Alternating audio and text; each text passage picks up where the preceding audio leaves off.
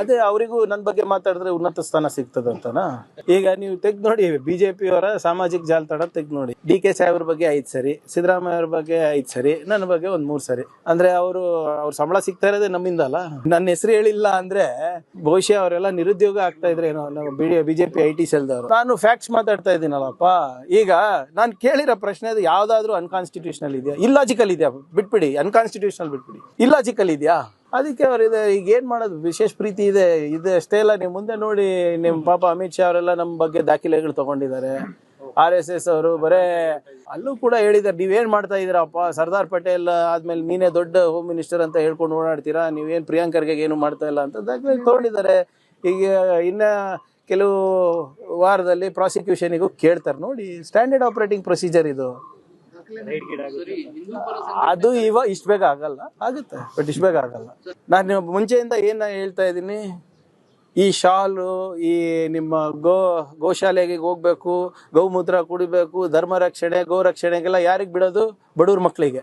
ಇವ್ರ ಮಕ್ಳು ಏನ್ ಮಾಡ್ತಾ ಇದಾರೆ ತೋರಿಸ್ಬಿಡಿ. ಒಂದು BJP ಲೀಡರ್ ಮಗ ಇವತ್ತು RSS ಫುಲ್ ಟೈಮ್ ಪ್ರಚಾರಕ್ಕೆ ಯಾರನ್ನ ಇದಾರ ತೋರಿಸ್ಬಿಡಿ ನನಗೆ. ಒಬ್ಬ BJP ಮಗ. ಹೌದಪ್ಪ, ದಿನನಿತ್ಯ ಬೆಳಿಗ್ಗೆ ಎದ್ದು ಶಾಖಾಗಿ ಹೋಗ್ತೀರಿ, ಗೌ ಸೇವೆ ಮಾಡ್ತೀರಿ, ಗೌಮೂತ್ರ ಕುಡಿಯೋದು. ಒಬ್ಬ BJP ನಾಯಕರ ಮಗ ಒಬ್ರು ತೋರಿಸ್ಬಿಡಿ ನನಗೆ ಫುಲ್ ಟೈಮ್ ಪ್ರಚಾರಕ್ಕೆ. ಸುಮ್ಮನೆ ಯಾವುದೋ ಒಂದು RSS ವಿಜಯದಶಮಿ ದಿವಸ ಹೋಗ್ಬಿಟ್ಟು ಚಡ್ಡಿ ಪ್ಯಾಂಟ್ ಹಾಕೊಳೋದಲ್ಲ. ಫುಲ್ ಟೈಮ್ ಪ್ರಚಾರಕ್ಕೆ ಯಾರಿದ್ದಾರೆ? ಕೋಮ ಗಲಭೆಗಳೆಲ್ಲ ಯಾರು ಸಾಯ್ತಾ ಇದ್ದಾರೆ ಸರ್? ಇವ್ರ ಮಕ್ಳು ಹೋಗ್ತಾರ ಅಲ್ಲಿ? ಇವತ್ತು ನಾನು ಹೇಳ್ತಾ ಇರೋದೇ ಬಹುಶಃ ಅವ್ರು ಪ್ರತಿಪಾದನೆ ಮಾಡ್ತಾ ಇದ್ದಾರೆ. ಏನಾಯ್ತು, ಇವರೆಲ್ಲ ಪರೇಶ್ ಮೇಸ್ತಾ ಹೆಸರಲ್ಲಿ ಎಲೆಕ್ಷನ್ ಗೆದ್ರಲ್ಲ ಅಪ್ಪ, ಹೋಗಿದಾರ ಅವ್ರ ಮನೆಗೆ? ಬೇರೆ ಬೇರೆ ಎಷ್ಟೊಂದು ಜನ ತೀರೋದ್ರಲ್ಲ ಪಾಪ ಮಕ್ಕಳು. ಎಲ್ಲಿ, ಎಷ್ಟು ವಯಸ್ಸವ್ರದ್ದು? 22, 25, 28. ಸೊ ಆದ್ರಿಂದ ಇವತ್ತು ನಾನು ಹೇಳ್ತಾ ಇರೋದು, ಅವರು ಹೇಳ್ತಾ ಇದ್ದಾರೆ ಅಂದ್ರೆ ಬಹಳ ಸಂತೋಷದ ವಿಷಯ.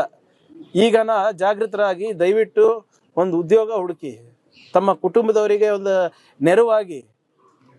ಈ ಕೋಮ ಗಲಭೆಗಳು, ಕೋಮ ಘರ್ಷಣೆಗಳಿಗೆಲ್ಲ ಇವರೆಲ್ಲ ನಿಮ್ಗೆ ಉಪಯೋಗ ಮಾಡ್ಕೊತಾ ಇದ್ದಾರೆ. ಹಿಂದುಳಿದ ವರ್ಗದವರಿಗೆ, ದಲಿತರಿಗೆ, ಆರ್ಥಿಕವಾಗಿ ಹಿಂದುಳಿದ ಮೇಲ್ವರ್ಗದವರಿಗೆ ದಯವಿಟ್ಟು ಅದನ್ನ ಬಿಡಿ. ಇವರೆಲ್ಲ ಹೇಳ್ತಾ ಇದಾರಲ್ಲ RSS ಅವರು, ಇವರೆಲ್ಲರೂ ಒಂದ್ಸರಿ ರೈತರ ಪರವಾಗಿ ಪ್ರತಿಭಟನೆ ಮಾಡಿದ್ ನೋಡಿದೀರಾ? ಒಂದ್ಸರಿ ನಿರುದ್ಯೋಗ ಬಗ್ಗೆ ಮಾತನಾಡೋದು ನೋಡಿದೀರಾ? ಬೆಲೆ ಏರಿಕೆ ಬಗ್ಗೆ ಮಾತನಾಡೋದು ನೋಡಿದೀರಾ? ಬರೀ ಇಂಥದಕ್ಕೆ ಮಾತ್ರ ಪ್ರಚೋದನೆ ಕೊಡೋದು. ನಾನು ತಮ್ಮ ಮುಖಾಂತರ ಎಲ್ಲ ನಮ್ಮ ಯುವ ಸ್ನೇಹಿತರಿಗೆ ಹೇಳಲಿಕ್ಕೆ ಬಯಸ್ತಾ ಇದ್ದೀನಿ, ದಯವಿಟ್ಟು ಆ ತಂಟೆಗೆ ಹೋಗ್ಬೇಡಿ. ಯಾರು BJP ನಾಯಕರ ಮಕ್ಕಳು ಅದ್ರಲ್ಲಿಲ್ಲ, ಸಂಘ ಪರಿವಾರದ ಮಕ್ಕಳು ಅದ್ರಲ್ಲಿಲ್ಲ. ಬರೇ ನಿಮಗ್ ಮಾತ್ರ ಇದಕ್ಕೆ ತಳಿಸ್ತಾರೆ ಈ ನರಕಕ್ಕೆ. ಆಮೇಲೆ ತಳ್ಳಾದ್ಮೇಲೆ ನಿಮ್ಗೆ ಸಹಾಯಕ್ಕೂ ಯಾರು ಬರೋದಿಲ್ಲ.